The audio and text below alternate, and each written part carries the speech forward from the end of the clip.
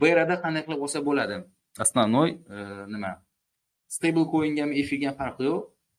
Bayra nimasida взятка sistemasi ishlaydi. Взятка qanday? Siz o'z aktivingizni pul likviditsiya qo'yasiz va validatorlarga u yerda konsensus proof of liquidity degan konsensusda ishlaydi Bayra.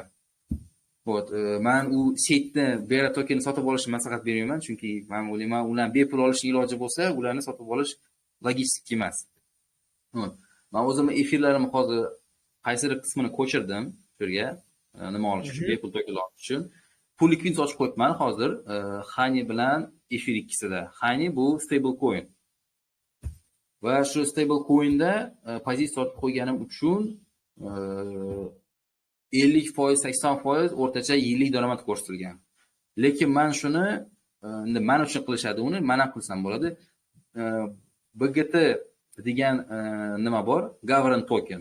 O'sha tokenlar orqali men o'zimni pozitsiyamdagi, pulimdagi daromadni oshirishim mumkin.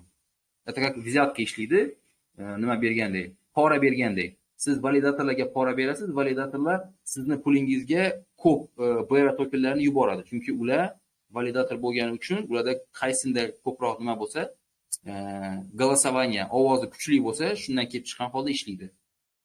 Men o'ylab turibman, hozir yana aktivnost oshgan sari prosent tushishi mumkin, lekin validatorlar ko'proq efir protokolga kirishi uchun, setga, Bayra chainga kelishi uchun men o'ylayman, yana pora berishadi, pользовательlar, validatorlar yana boost qiladi nimani, foizni oshiradi va